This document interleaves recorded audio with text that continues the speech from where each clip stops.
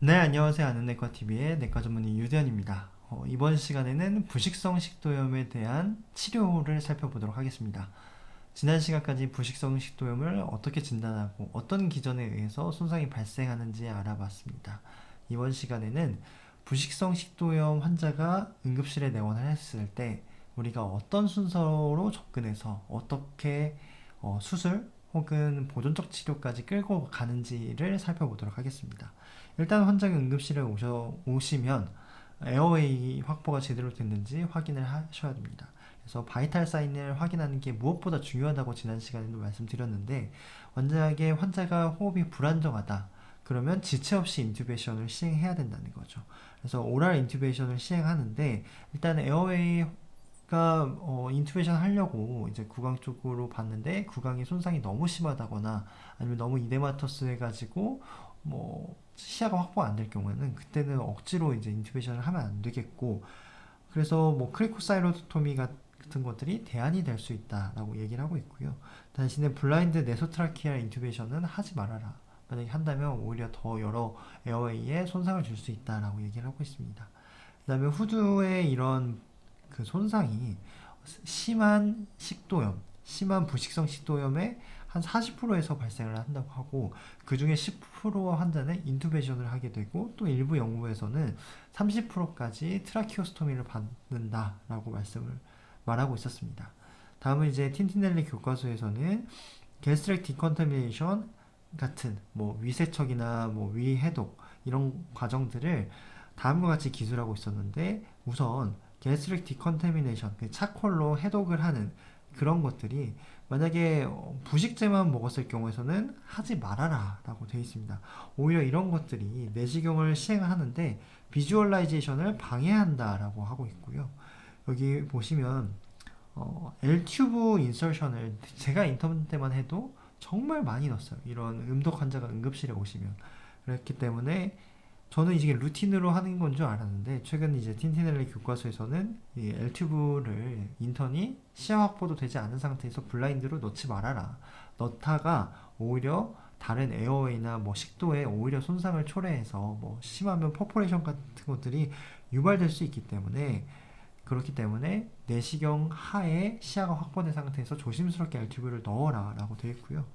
그 다음에 여기 또 보시면 중요한 게, L튜브를 넣는 이유가 결국에는 이리게이션을 하려고 넣는 거거든요. 그래서 산성이나 알칼리 물질이 더 이상 이제 위나 식도에 손상을 입히면 안 되니까 그걸 다일루션 하려는 목적인데, 그걸 하지 말아라 라고 되어 있습니다. 왜냐면 에비던스가 충분하지 않고 오히려 게스트릭 디스텐션을 유발해서 보미팅이나 퍼포레이션을 유발할 수 있다는 거죠. 그 다음에 란셋 이 리뷰 페이퍼에서도 L튜브 넣는 루틴으로 넣지 말아라 라고 되어 있고, 여기 보면 뉴트럴라이제이션 당연히 하지 말아라 라고 되어 있고, 게스트릭 레비지나 다일루션 이런 것들도 하지 말아라 라고 되어 있습니다. 대신에 이제 플루이드 리서시테이션 같은 것들이 왜 중요하냐면 샥이 올 수 있기 때문이거든요. 그래서 엑시드 베이스 임발란스나 알칼리에 의해서 손상이 되고 여러 장기의 부전이 발생을 하면 그로 인해서 이제 문제가 발생할 수 있다는 거죠. 그래서 C라인을 잡아야 되고 C라인을 통해서 우리가 바이탈 사인을 지속적으로 모니터링을 해야 된다라고 강조하고 있고요. 여기 보시면 스테로이드 사용에 대해서 언급을 하고 있는데, 약간 컨트로버시가 있다라고 언급을 하고, 어떤 논란이 있냐, 스테로이드 사용이 오히려 인펙션이나 퍼포레이션, 해모리지를 조장한다라고 얘기를 하고 있고요. 그래서 그레이드가 2B 이상의 환자에서만 도움이 된다라고 얘기를 하고 있고요. 그리고 항생제 사용도 그레이드 2B 이상일 때만 같이 쓰고 그 이하에서는 루틴으로 쓰지 말아라 라고 되어 있고요.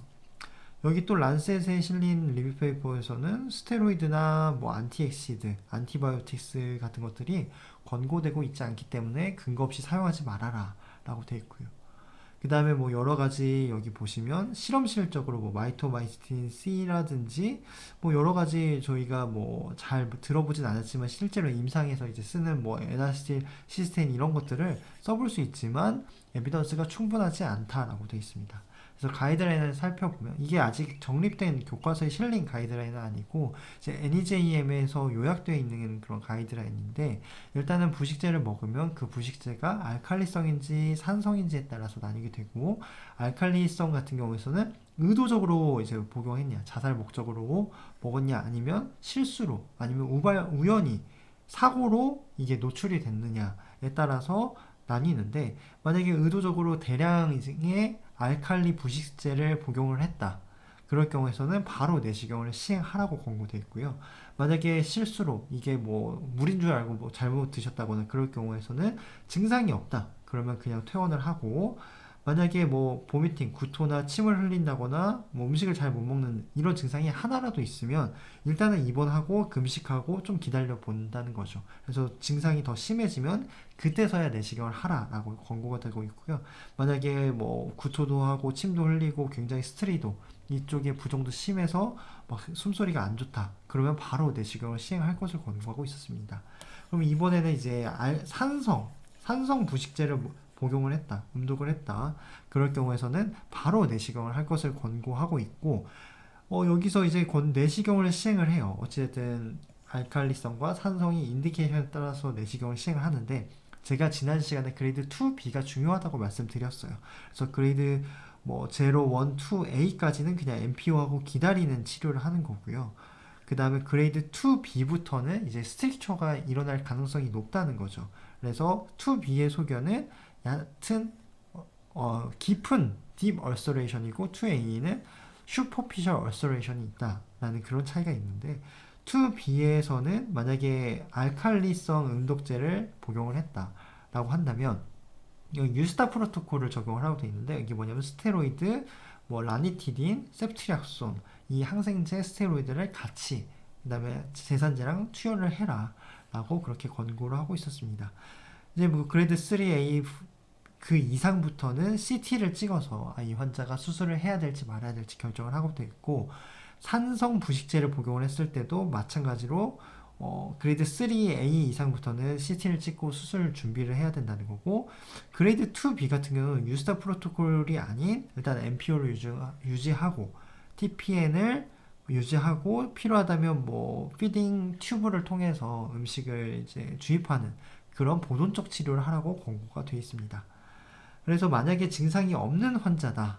그러면 일단은 뭐 조금 응급실에서 지켜봤다가 퇴원을 해도 되는데 증상이 있다. 그러면 이제 무조건 입원을 해서 경과를 지켜봐야 돼요. 왜냐면 이게 알칼리성 부식제나 뭐 산성 부식제가 나중에 뭐 엑시드 베이스 임발란스를 유발하거나 다른 장기로 더 깊게 침투하는 성질을 가질 수 있기 때문인 것이죠.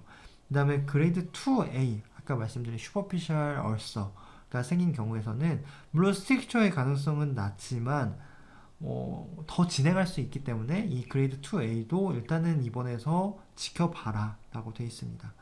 그리고 여기 보시면 그레이드 2B 이상 여기서부터는 사실 퍼포레이션의 위험이 굉장히 높아요. 블리딩의 위험도 있고 그렇기 때문에 ICU에 입원해서 지켜봐라 라고 되어 있습니다. 그래서 일단은 그레이드 2B가 중요하다고 말씀드렸어요. 그레이드 2B부터는 ICU에 입원해서 굉장히 집중적으로 환자의 상태를 모니터링 해야 되고 그레이드 2A도 일단 입원해서 MPO하고 좀 지켜보자는 거죠. 그 다음에 뭐 그레이드 1A 같은 경우는 환자 증상이 없다. 그러면 일단 퇴원을 할 수 있다는 거고요. 아까 이제 그레이드 2B 이상부터는 CT를 진행을 해야 되는데 CT를 진행함으로써 여기 그레이드 3다. 그레이드 3 이상이다. 이럴 경우에서는 응급수술을 시행해야 되고 만약에 그레이드 2, 뭐 스토먹도 그레이드 2, 식도도 그레이드 2다. 그럴 경우에서는 일단은 내시경을 하고 보존적 치료를 하면서 조금 지켜본다는 거고 그레이드 1이다. 그러면 굳이 내시경을 하지 않는다라고 되어 있습니다. 물론 아까 지금 드린 설명은 내시경을 먼저 설명드리고 그 이후에 필요에 따라서 CT를 진행하도록 말씀드렸지만 제가 지난 시간에도 말씀드렸듯이 응급실에 항상 내시경할 수 있는 의사가 상주하는 것은 아니기 때문에 뭐 응급학과 입장에서는 먼저 CT를 찍고 그 다음에 CT 상황에 따라서 내시경을 할지 말지도 평가해 볼 수 있다는 거죠. 사실 그게 더 흔한 경우고요. 그래서 이렇게 지난번에도 말씀드렸던 이제 CT에 따른 그레이드를 정리한 건데, 여기 보면 그레이드 3 같은 경우는 소프티슈도 다 녹아버린 거예요. 에스파거스 주변 소프티슈가. 여기는 소프티슈 같은 경우는 에스파거스 주변에 좀 살아있죠. 그래서 구분이 되는데, 그레이드 3부터는 아예 구분이 안 된다. 그리고 이 부분부터는 이제 응급수술을 준비해야 된다는 거죠. 그래서 응급수술은 보면 식도와 위를 다 잘라내는 수술이 있고, 여기 보면 식도는 살리고 위만 잘라내는 수술이 있고, 이렇게 나눠지거든요. 그래서 식도를 자르는 비율, 위를 자르는 비율이 각각 제각각 달라요. 여기 보시면 일단은 이 뭐 여러 가지 연구들이 있었어요. 그래서 어떤 연구에서는 식도와 위를 28명 중에 22명이 식도와 위를 둘 다 제거를 했고, 또 어떤 연구에서는 여기 보면 위만 다 제거를 했어요. 그건 이제 서전의 어떤 선호도에 따라 다르고 나라의 상황에 따라 다른 것 같아서 아직 정립되진 않았다 라고 해서, 물론 이제 그 환자의 상황에 따라 다르겠지만 수술 모탈리티가 20% 이상 정도 된 만큼 굉장히 위험한 수술이다 라고 알고 계시면 되겠고요. 그 다음에 만약에 환자가 호전이 됐어요. 그래서 응급으로 식도나 위를 절제 수술하고, 만약에 환자가 호전이 된 상태에서는 이 콜론을 끌어다가 이렇게 식도로 대용을 한다는 거죠. 이런 리컨스트럭션 수술을 시행할 수 있다고 알고 계시면 되겠습니다.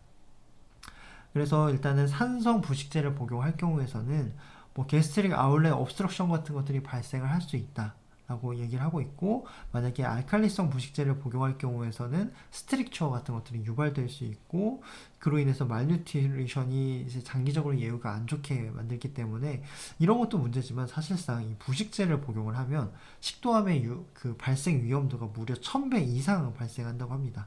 그래서 웬만해서는 그냥 식도를 전 절제술 하는 것들을 권고하고 있다고 합니다. 만약에 식도를 전제하지 않았다, 그럴 경우에는 1년에 한 번씩 내시경 팔로우를 통해서 식도암이 생기지 않는지 안 생기는지 계속해서 추적을 해야 된다고 합니다. 그래서 파워내과에서도 일단은 서포티브 케어를 하는데, 여기 보면 항생제는 항생제, 스테로이드 이런 경우는 제한적인 상황에서만 써야 된다고 제가 앞에서 말씀드렸고, 이제 응급수술에 대해서도 말씀드렸고요. 만약에 스트릭처가 자꾸 발생한다, 그럴 경우에서는 일단 딜라테이션을 계속 해보지만 결국 궁극적으로는 리컨스트럭션 수술을 한다든지 뭐 이런 것들을 수술적 치료로 해결을 해나가야 된다는 것이죠. 지금까지 이제 부식성 식도염에 대한 치료를 말씀드렸고, 이상으로 이제 부식성 식도염에 대한 전반적인 그런 내용들을 말씀드렸습니다. 물론 지금 또 자세하게 더 말씀드릴 수 있지만, 그래서 너무 강의가 길어지다 보니까 이쯤에서 정리를 하도록 하겠습니다. 지금까지 경청해 주셔서 감사합니다.